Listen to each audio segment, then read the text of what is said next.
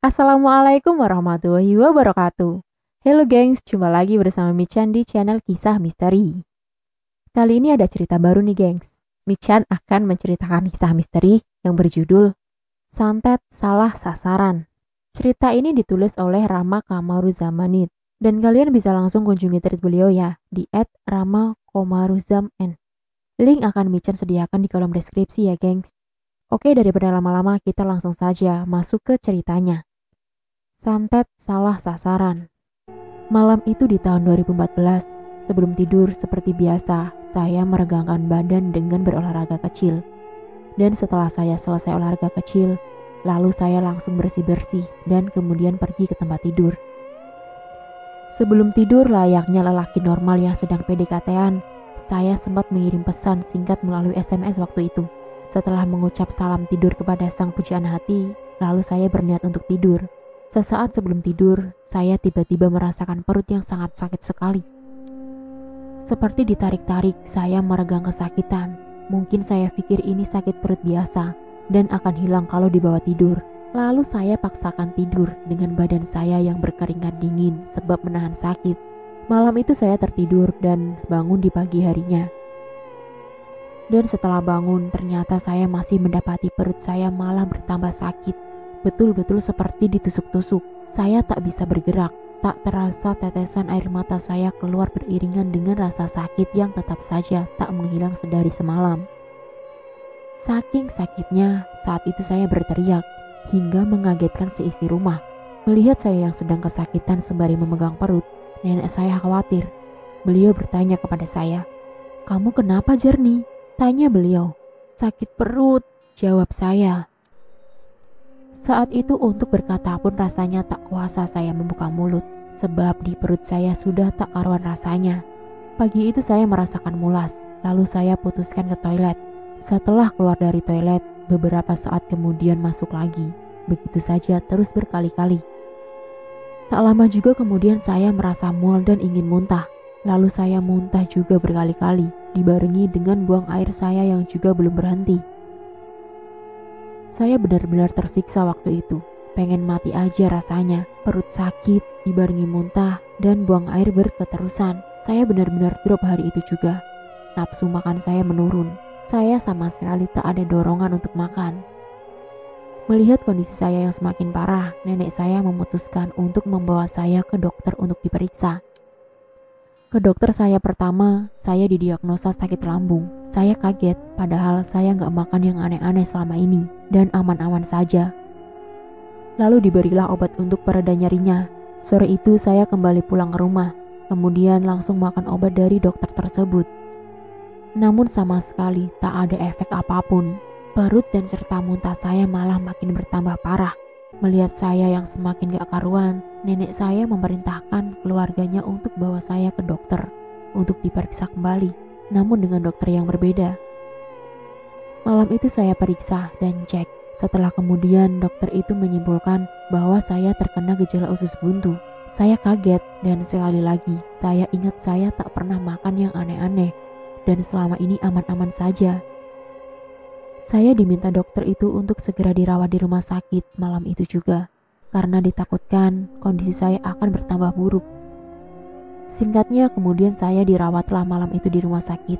Pengobatan tiap hari berjalan. Di hari pertama di rumah sakit, saya merasakan sakit perut lagi dengan sakit yang teramat sakit, hingga saya tak bisa berdiri, menyebabkan saya kalau berjalan itu harus membungkuk. Bungkuknya seperti orang yang lagi ruku ketika sholat. Sudah 2 hari saya di rumah sakit, gak kuat rasanya badan saya. Semua yang saya makan keluar lagi, mual berketerusan, begitu juga dengan buang airnya. Benar-benar tersiksa rasanya. Sudah 3 hari saya di rumah sakit, lalu ada seorang dokter wanita yang masuk ke ruangan saya. Karena saya tidak ada perubahan sama sekali, malah bertambah makin parah. Maka dokter tersebut mengusulkan untuk saya agar segera dioperasi. Saya mendengar kata operasi langsung takut dan membujuk ibu dan nenek saya agar dirawat jalan aja di rumah. Saya tidak mau dioperasi karena takut sekali, sampai menangis saya waktu itu karena menolak dioperasi. Kemudian akhirnya nenek dan ibu saya setuju kalau saya dirawat jalan saja. Setelah di rumah sakit selama 3 hari, saya kemudian pulang ke rumah dengan kondisi yang makin memburuk. Waktu itu saya batuk pun terasa ketarik semua urat-urat di sekujur badan saya, dan itu sangat menyiksa sekali. Saya jadi agak pendiam dan sedikit berbicara. Kemudian nenek saya makin hari makin khawatir dengan kondisi saya waktu itu. Sebab badan saya yang sedikit demi sedikit mulai terkikis karena saya yang jarang sekali makan. Pipi saya mulai terlihat cekungan waktu itu. Lalu beberapa hari setelah saya dipulangkan dari rumah sakit, kakek saya ternyata memanggil seorang yang bisa ke rumah untuk mengecek keadaan saya melalui pengobatan metafisik atau yang lumrah disebut non-medis. Tak lama beliau duduk dan sedikit basa-basi dengan orang rumah saya. Lalu setelahnya dia kemudian memegang perut saya dan memejamkan matanya seperti orang sedang menerawang. Tak lama setelah beliau selesai, kemudian beliau mengucapkan perkataan yang membuat saya bahagia tersambar petir ketika mendengarnya. Beliau berkata, "Cucu ibu disantet sampai 3 kali dengan santet yang berbeda. Cucu ibu disantet sampai 3 kali. Ucap orang bisa itu." Sebut saja beliau Pak Yanto. Kami semua yang ada di situ kaget, tak terkecuali saya. Mendengar itu, saya kembali berpikir. Seingat saya pribadi tak pernah punya musuh. Kebingungan saya itu saya lampiaskan dengan pertanyaan kepada Pak Yanto. "Pak, maaf, kenapa saya bisa disantet? Sejujurnya saya pribadi tak pernah buat salah sama orang, Pak." Jelas saya, "Iya betul, sebetulnya yang salah bukan kamu. Dan kamu sama sekali tak ada hubungannya dengan ini," jawab Pak Yanto. Mendengar ucapan Pak Yanto, saya bingung dan tetap bertanya-tanya apa maksud dari ucapan Pak Yanto tersebut. "Maksudnya, Pak?" tanya saya lagi. "Maksud saya, sebetulnya santet ini ditujukan kepada kakekmu, bukan ke kamu," jawab Pak Yanto. Saya kaget. "Loh, kok bisa kena ke saya, Pak? Padahal kan arahnya ke kakek saya," tanya saya. "Karena kamu yang paling lemah di rumah ini. Barang yang dikirim ke kakek kamu itu tak mempan. Sebab kakekmu saya melihat beliau punya perisai gaib yang kuat, bahkan sangat kuat. Hingga santet itu pun tak kuat menembusnya. Lalu setelah itu sasaran mereka adalah yang paling lemah di rumah ini dan yang berhubungan dengan kakekmu," terang Pak Yanto. Saat itu posisinya ada kakek saya di sebelah Pak Yanto. Tapi kakek saya diam saja, seolah beliau hikmat sekali mendengar penjelasan Pak Yanto. "Yang menyerang kamu ini bukan orang sembarangan. Ilmu dia cukup tinggi juga. Salah satu barang kiriman yang dikirim ke kamu itu ada ditanam di kuburan depan rumah ini dan beberapa di sekitaran rumah ini. Saya pribadi tak bisa memberitahu siapa orangnya, tapi yang jelas dia bukan orang sembarangan," ucap Pak Yanto. Mendengar itu, saya lihat raut wajah keluarga saya menunduk. Entah apa yang mereka pikirkan. Tapi di sini saya bingung harus bertindak apa lagi. Tak lama setelahnya, nenek saya berbicara. "Pak, apa ada cara buat nyembuhinnya?" tanya nenek saya. Setelah ditanya sedemikian rupa, ternyata Pak Yanto berkata, "Ada." Cukup senang saya mendengarnya. Namun, kesenangan itu tak bertahan lama, sebab ada sesuatu di depan nanti yang menghalanginya. Kemudian setelahnya, Pak Yanto menjelaskan tentang apa saja yang harus dipersiapkan untuk melakukan pengobatan penyembuhan saya. Sangat banyak persyaratannya, saya sampai lupa. Salah satu yang saya ingat adalah memakan pisang emas yang masih hijau. Namun semua persyaratan itu dapat dipenuhi oleh nenek saya waktu itu. Dan Pak Yanto berkata, dia akan kembali ke sini nanti malam Jumat.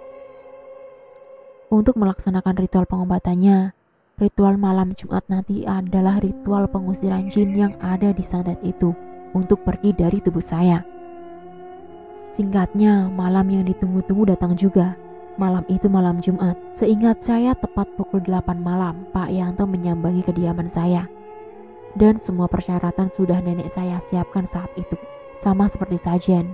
Namun kami di sini menyebutnya dengan krenah. Bedanya mungkin yang saya lihat ini persyaratannya sangat banyak sekali. Kemudian tanpa berlama-lama, Pak Yanto membawa semua persyaratan itu ke hutan belakang rumah kami. Ia pergi sendirian ditemani senter. Setelah beberapa saat, Pak Yanto kembali lagi ke kami, lalu duduk sembari ngopi.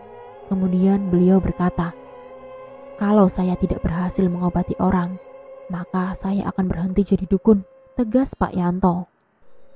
Entah angin apa yang membuatnya berkata demikian, tapi kata-kata itu seakan-akan seperti memantik semangat Pak Yanto. Terlihat dari raut wajahnya seperti wajah yang sangat percaya diri. Setelah beliau ngopi, kemudian tiba-tiba suasana hening seketika, tanpa ada suara pun. Namun tak lama ucapan Pak Yanto memecah keheningan, sekaligus mendatangkan kekuatan bagi kami semua. Pak Yanto bilang, jika nanti jin santet itu sudah keluar, maka dia akan menampakkan dirinya kepada satu orang di rumah ini. Ketiga wujud mereka, satu orang itulah yang akan melihatnya. Setelah ia melihat ketiganya, artinya santet itu sudah hilang, ucap Pak Yanto. Jeder! Bagai disambar petir ketika mendengarnya. Saya lihat wajah keluarga saya dan semua yang ada di situ. Terlihat sekali tampak rasa cemas di wajahnya. Terkecuali kakek saya, yang biasa-biasa saja seolah tak terjadi apa-apa. Setelah berucap demikian, Pak Yanto pun pamit untuk pulang. Dan kami semua pun istirahat dengan normal. Singkatnya, pada esok hari, lebih tepatnya di malam harinya, lampu atau listrik di kampung kami itu padam semuanya. Hal seperti ini buat saya sudah lumrah terjadi di sini. Kadang juga matinya hingga berjam-jam, bahkan seharian. Maka dari itu saya sama sekali tidak merasakan adanya aneh ketika itu. Waktu lampu mati, kami sekeluarga ada dan sedang berkumpul di ruang tengah rumah, alias seperti ruang kumpul keluarga. Di rumah itu malam itu ada nenek saya, kakek, adik, 2 orang paman saya, dan 2 orang bibi saya. Jadi total ada 8 orang di rumah itu. Saat malam itu saya sendiri tengah berbaring di kasur ruang tengah. Cuma ditemani dengan cahaya pelita yang remang-remang. Awalnya kami semua masih berkumpul. Suasana masih ramai. Namun mendadak menjadi hening ketika 2 orang paman dan 2 orang bibi saya memutuskan untuk masuk ke kamar untuk tidur. Kakek saya juga masuk ke kamar. Nenek dan adik saya ke dapur untuk makan. Dan tinggallah saya sendirian di ruang tengah. Malam itu saya tak berpikir yang aneh-aneh. Biasa saja. Kondisi saya juga masih sakit waktu itu. Dan kemudian saya putuskan untuk hanya sekedar memejamkan mata saja. Tak lama setelah memejamkan mata, di dekat saya tiba-tiba ada suara orang seperti mencakar-cakar karpet anyaman padan tersebut. Srek, srek, srek. Saya tak memperdulikannya. Saya pikir itu hanyalah anak kucing atau kucing saya. Namun tak lama setelah suaranya berhenti, kepala saya tiba-tiba terasa seakan pengap sekali. Posisi saya saat itu masih sedang memejamkan mata dan belum membuka mata. Kemudian saya coba buka mata sedikit dan melihat ke arah dekat kepala saya berbaring. Samar, saya melihat di balik celah kecil kelopak mata saya, ada seseorang berpakaian serba putih sedang duduk bersila di dekat saya. Kemudian saya masih berpositif thinking, kalau itu cuma halusinasi saya saja. Lalu saya putuskan lagi untuk memejamkan mata. Namun tak lama dari itu, tiba-tiba saya merasakan ada sesuatu yang aneh di dekat kepala saya. Seperti ada seseorang yang ingin menempelkan wajahnya ke wajah saya. Dan ketika saya buka mata saya, ternyata pocong dan bersambung. Sekian, segitu dulu ya gengs untuk cerita santet salah sasarannya. Dan kelanjutan ceritanya akan Michan sampaikan di bagian yang kedua ya gengs. Tak lupa Michan ucapkan terima kasih untuk kalian yang sudah mau menonton video kali ini. Dan tak lupa Michan ingatkan untuk tekan tombol like, komen, share, dan subscribe ya gengs. Dan tekan juga tombol lonceng untuk mengaktifkan notifikasi cerita-cerita yang selanjutnya. Bye-bye, wassalamualaikum warahmatullahi wabarakatuh.